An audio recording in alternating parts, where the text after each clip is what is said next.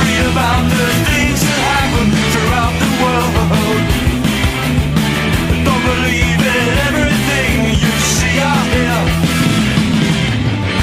Read all about it. Read all about it. It's a world. It's a world.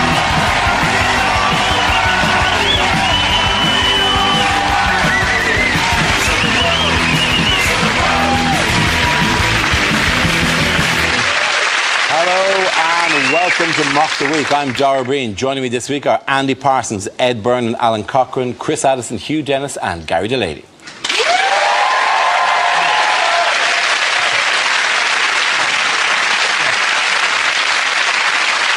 We start with a round called Headliners. Here's a picture of Labour's two Eds, Miliband and Balls, but what does MFIB stand for? Is it Miliband Fondle's Invisible Buttocks? Is Miliband so dull that the headline is, in fact, Massive Flag in Background? Is it Martian Freak Invades Britain? Is he apologising to Young Labour for their poll ratings, saying, my fault, innit, bruv? Is it just simply MFI bollocks? Why would they use that picture to randomly take on MFI? Two wooden characters. Well, if we're just going to go with ones that have nothing to do with the picture, why can't we just say, my fanny is burning? It's the sentence that goes with MFIB. By the look of the flag, he's trying to knock some sense into a BNP rally. Is he saying, Mo Farah is black? Hang on, Mo Farah is British. I could understand him trying to convince him of that, but surely he doesn't have to convince even the BNP that Mo Farah is black. They are in serious denial. I mean, this summer has been very difficult for them. White man went very well in the 5,000 metres. What are you talking about? Well, is it just quite simple? Is it man focuses in background? Is he trying to appeal to, you know, is he trying to show himself to be a bit more down to earth? And he's going, Mallorca, Faliraki, Ibiza, brilliant. Move to a correct answer, please. Mowgli's friend is Baloo. Is it Martin Freeman is Bilbo? No, it's not. The end's answer is Miliband. So Miliband something battle. Miliband fears irritating battle. No. Bowel. No. Irritable no, bowel. Not bowel. I think it's Miliband fights image battle. Very good. Thank you very much, Hugh Dennis.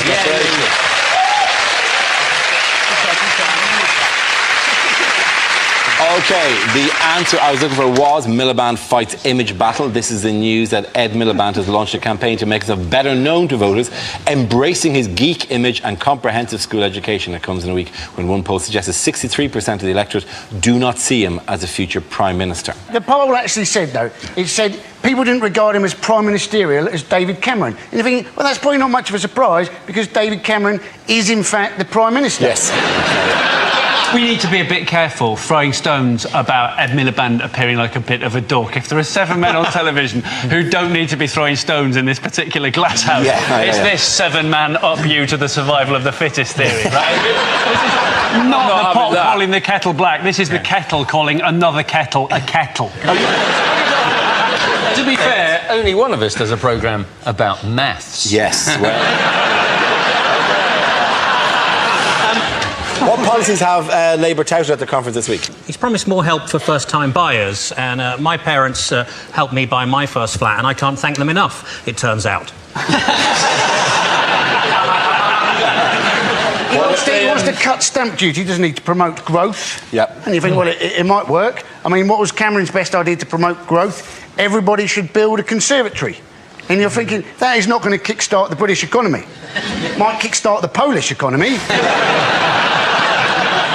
He's also going to sell 4G.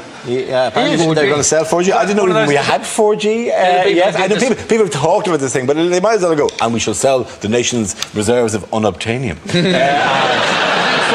money we receive from that. Miliband said they're going to break up the banks, which is actually a policy that genuinely could solve the financial crisis, as long as they go back in time and do it before 2008.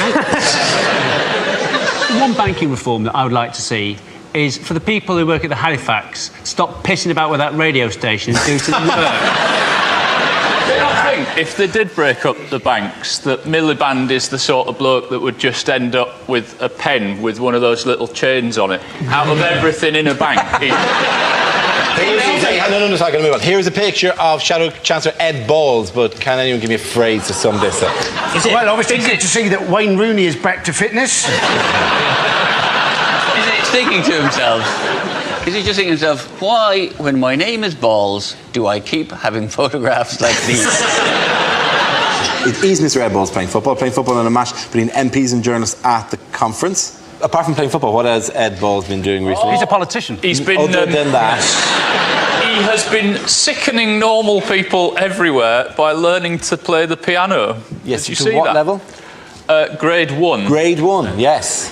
And the grade 1 is recognising that that's not a piano. This is a trick test. That's not a piano. You have passed. I reckon he just heard mention of chopsticks and thought there might be some food available. If he does learn chopsticks, that'll be handy for when he's Chancellor and has to beg money off the Chinese. You really believe you go into the Chinese and go, honourable Chinese president. Cling, cling, cling, cling, cling, cling, cling, cling, cling, They will go, you took an interest in our culture. Ding, ding, ding, ding, ding, ding,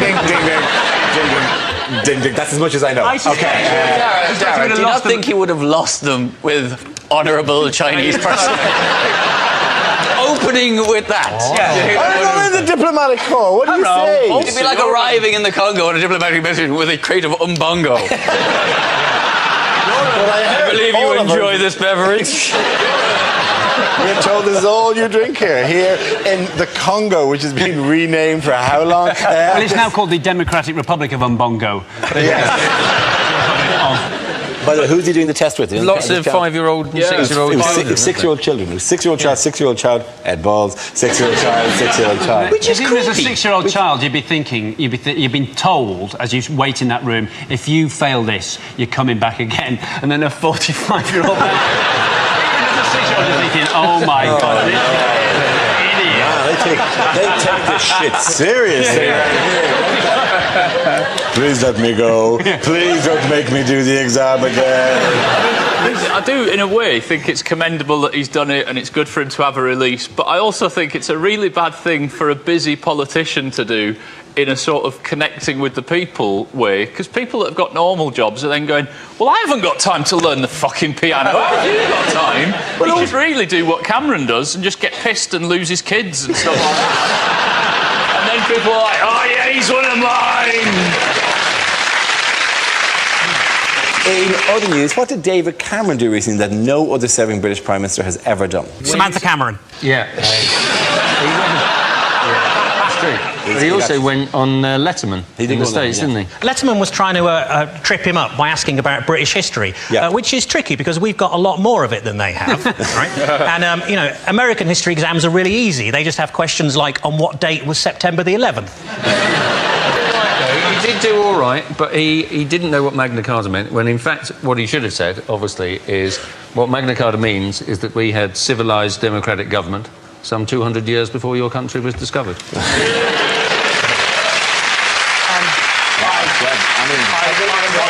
And also, I'd imagine, had he said that, it wouldn't quite have gone as well as an appearance as he would have liked. David Cameron was on a complete charm offensive. Look at you, your small, poxy country.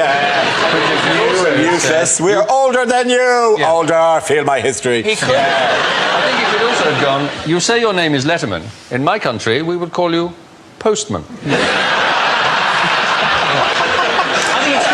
I'm sorry.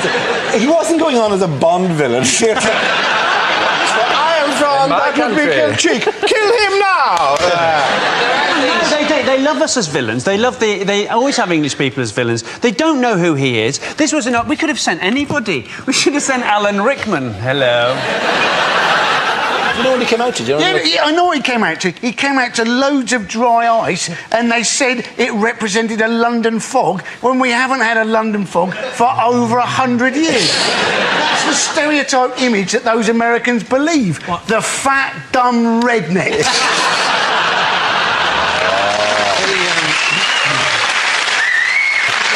The closest we've currently got to a London fog is Boris Johnson at the moment.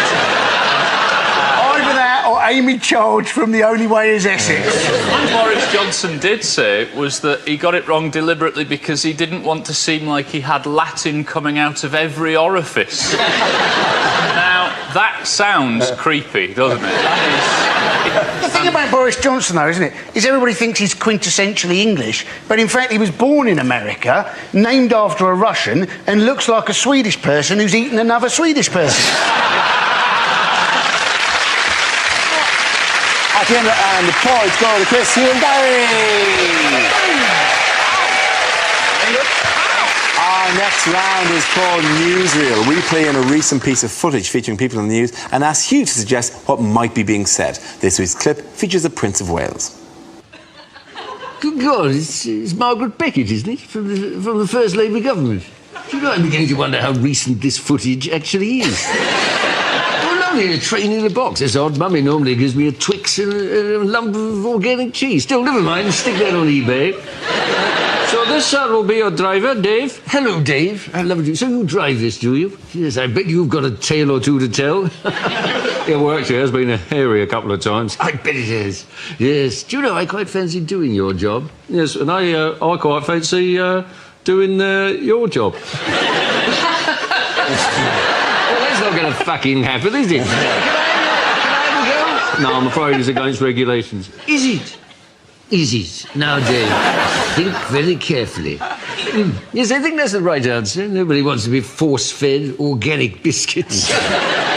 Anyway, let's have some fun. This is an impression. This is the British economy. It's going backwards. Yes, don't worry, I understand about trains. Now tell me, Dave, can this go sideways? Backwards and forward. It's backwards and forward. Why don't we just concentrate on driving the train? So just push the lever forward if you could. It's a lever, is it? I thought it was an enormous licorice allsort. What do? Just push it forward, do I? Oh, yes, look, we're going. Well, this is a piece of piste. You're stealing a living. Yes. Oh, wait a minute. Hang on, my arm's stuck. I think, hang on, Dave, my arm's locked. David, my arm. Dave, my arm, I can't stop. My arm's locked. His arm's locked. My arm's locked. I can't. Oh, my God, where are the brakes? Where are the brakes? They're out of control. I can't stop it. Got you there, didn't I, Dave?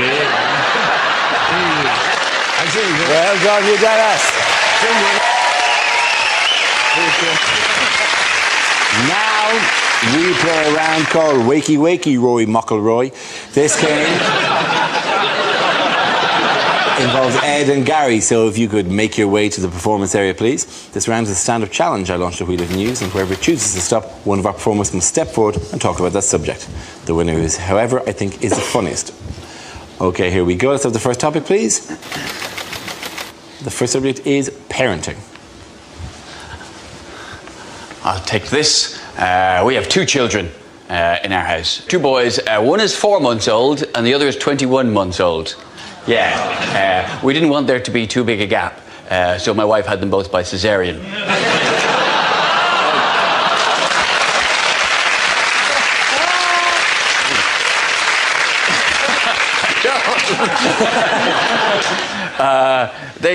To be honest with you, the 4-month-old, he's already more of a man than I've ever been, because he's already mastered the art of the casual vomit, something I could never do.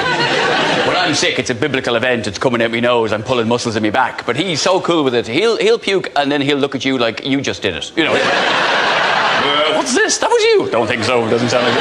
But it's amazing the pressure that can build up inside a small child. It's got the puke flies out and the piss flies out and the shit. Honestly, if I was to feed him creosote instead of milk, I could do me fence with him.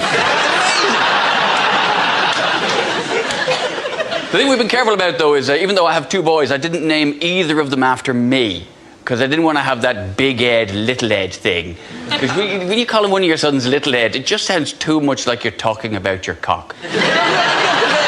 Oh, Little Ed's been misbehaving. It just seems a bit... Honey, will you just hold Little Ed? Just hold Little Ed for just a minute. Hold Little Ed. Oh, Little Ed's been sick on you. It's just not right. Thank you very much, Ed. Okay, that leaves us with Gary. Let's see what you've been left with. Okay, let's spin that wheel. And the topic is celebrity. Celebrity. They've started a celebrity magazine for the elderly. It's called Hello, Hello, Hello. Uri Geller, surprisingly hard to stab.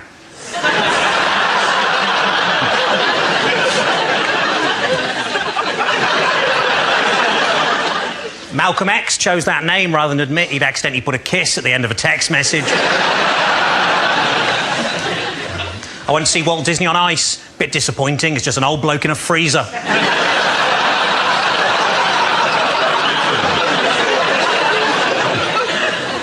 The new president of France said this week that English speakers were arrogant in their refusal to learn foreign languages. At least I think that's what he said. But it all just sounded like haw-hee-haw, haw-hee-haw. And remember, that's not racist if it's about the French. I'd have £5 on the Dalai Lama if I was a Tibetan man.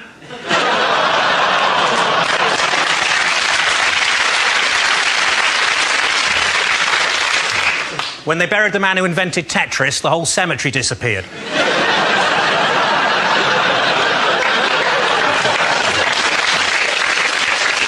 As well as 7 years in prison here, Abu Hamza could be deported to the United States where he could face the electric chair. But on the plus side, if he is electrocuted, at least he can just stick his hook in the air and pretend to be a bumper car. Well done, guys. Hey, point to both of you. Come on back.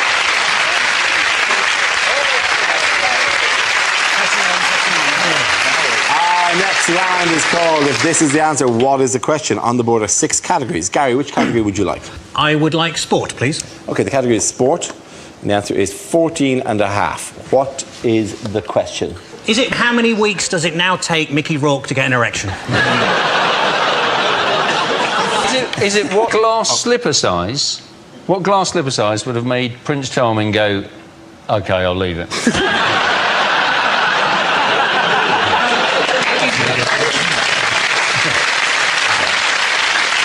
How many pubes do the band One Direction have? Is it how many months does Wayne Rooney think there are in a year? Is it how many shades of grey are there really? How many minutes did it take to write Gangnam Style? Is it how many pints? What about this then? How many pints would the 7 dwarves get through if Snow White was there and all of them were driving? Get that, eh? Get the maths of that. I don't get it. I don't get it. 2 pints each to be under the limit, plus a half for the lady, you know. Is it how far into Jamie Oliver's 15-minute meals did I realise I didn't have the right ingredients?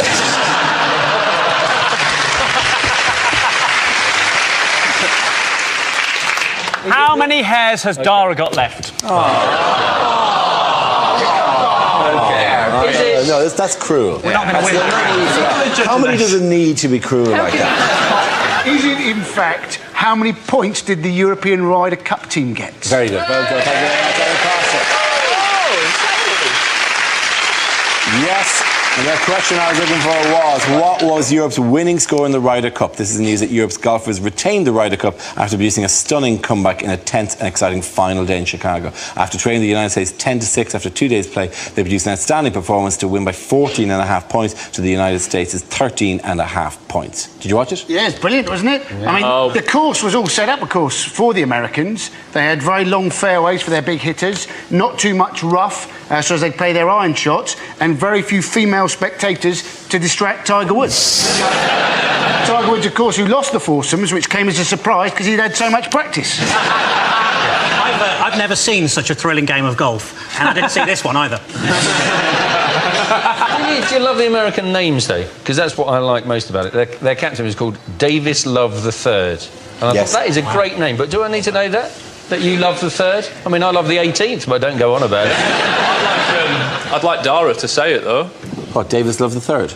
Oh, yeah, I know you wanted me to say. Sport. You wanted me to say deterred, and then we're dancing with a pig under my arm. Yeah. That is exactly what I want. By the way, the Americans were 10-6 up, which is, till then, a historically unassailable lead, practically away from home. But they had a rousing speech on the night before. George For who? Bush. George W. Bush. George W. Bush. On the Saturday night, when it looked like the fight was won, George W. Bush came along and said the fight was won, and then the next day the fight was lost. How unlike George W. Bush to say the fight has been won, and then it turns out it's not. The US team can count themselves lucky they're not still on the course in bunkers doing that with mortars flying over their heads. Yeah, Bush walks out and goes, mission accomplished. Yeah. Cut to 2 years later, well, we hope to get our golfers out of the course some stage. We want to bring them back for Christmas. That's what we're hoping. Who needed a police car to take him to the first tee? Rory McIlroy. Wow, very good. Yes, you're absolutely right. His excuse was that the coverage on the telly was timed as being an hour on Eastern time, when in fact he was in Illinois. So it was an hour. There was an hour's difference. But the fact is, he was still watching the Ryder's Cup on the telly. He was still there, going, "Oh, what's on? Golf. I love golf." That's the these people are. A lot of people standing around looking at their watches. What's he playing him today? Rory, when this guy turns up, is he going to be? Wow. Ding! Penny drop. Here's a picture of the European team celebrating their win. Can you sum this up with a phrase or a caption? Yep, what a load of swingers. This is what's happening in the 1970s right now. I think you're twisting again, like we did last summer.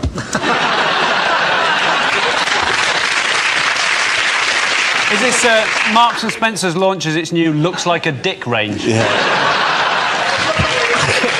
This year's lineup for Strictly looks a bit shit. Is it Gangnam Style? Gangnam Style. It's a version of Gangnam Style. It's in fact Gingham Style. You think they look happy? You should see the bloke in the jacket shop. I sold them! I sold them! Somewhere there's a branch of Garfunkels with no tablecloths. In other news, what are you now able to do in this country at sunrise, midnight, or 3 o'clock in the morning? Watch this show on Dave. Yes. You can get married 24 hours. Yes, you can. And Blackpool Tower say that they're very keen to have marriages at midnight. Of course, the advantage of getting married at midnight in Blackpool is that you can't actually see Blackpool. I think it's the logical next step, because there's already civil partnerships, so gay people can get married, and now weddings at 3 a.m, so ugly people can get married. The Home Office have said about this 24-hour wedding thing is that it means that they've increased the amount of choice people can have for planning their weddings. Right now, there's a nation full of engaged men going, "Oh, good, another choice." What I needed was more things to discuss in the planning of this poxy wedding. It's a weird ceremony to be able to do at 3 in the morning. To me, I think, there's a definite market for 24-hour divorces or 3 a.m. christenings. The baby's awake anyway, darling. Very true. Very true. You don't really think of it as a christening. I didn't think of it as a christening, more the wake we held for our sex life. First, you don't have to get married in church anymore. Then you get married at night. Who is this benefiting? Vampires. Yeah. Oh my God, that's exactly. It's just going to be a load of Twilight-themed weddings. Oh, shite. That's all it's going to be. At the end of that round, the points go to Alan and Andy. Now we come to scenes we'd like to see. So if everyone can make their way over to the performance area, I'll read out this week's topics and then we'll see what our panelists can come up with. Okay, here we go. The first subject is unlikely things for a sports commentator to say. They think it's all over, but Wayne Rooney is telling his hair surgeons that they've missed a bit. So just 2 laps to go, and then these dancers from Stringfellows will be heading home for the night. Tragedy strikes the Winter Olympics as the ski jumping is accidentally held next to a clay pigeon chute. And that's a 200-yard drive. Colin Montgomery there, too lazy to walk to get the paper. Well, with 200 metres to go, he is on the shoulder of the Ethiopian. I don't know if it's legal for him to be there, but I'm going to slow him down a bit. Lewis Hamilton still leads, but there's trouble up ahead as Dick Dastardly and Muttley are digging a hole under turn 17. She can see the line now. She can see the line. She's definitely pregnant. Welcome back to the women's shot put. Here's the Lithuanian. My, what a pretty little thing.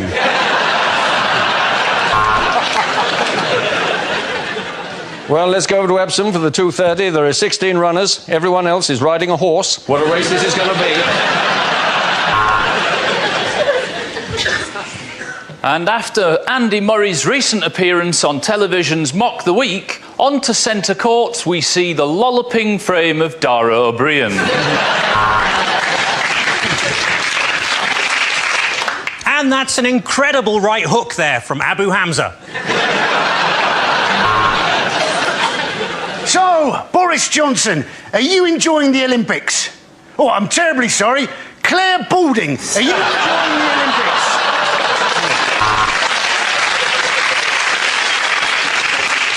And there was some confusion earlier on centre court when Andy Murray thought he'd signed one of those giant novelty tennis balls, and it turned out to be a fat kid's face with jaundice.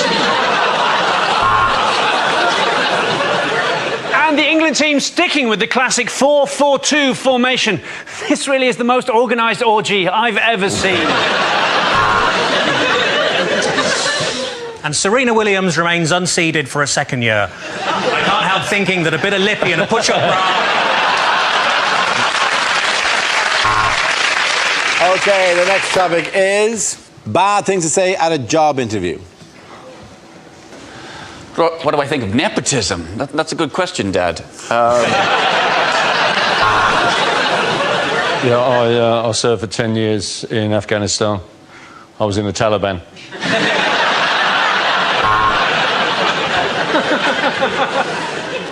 I like to see myself as a people person, although some people have called me a trafficker.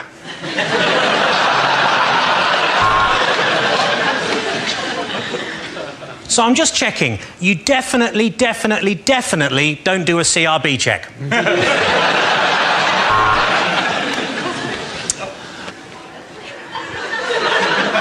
You ask a lot of questions.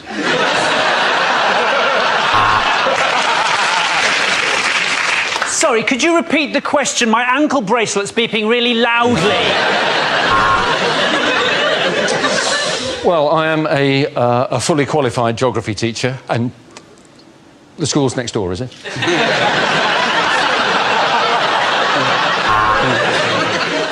If it were to take you on as an accountant, how do you think you'd cope with all the extra fanny you'd be getting?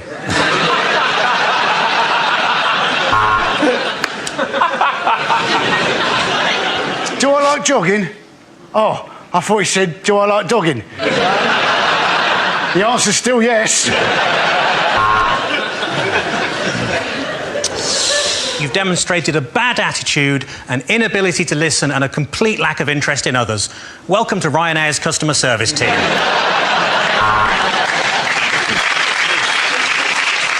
Why do I want to be a vet? Ketamine.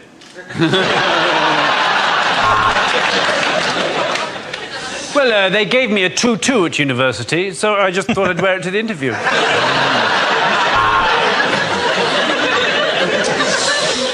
I'd say my three strongest points are attention to detail, a determination to see things through, yada, yada, yada.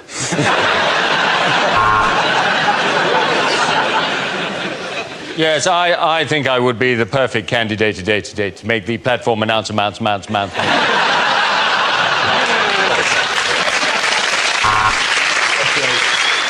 Why do I want to join the army? I just love a man in uniform. What would I do if I won the lottery? Tell you to fuck off. Okay, that's it. End that round. The points go to Chris, Hugh and Gary.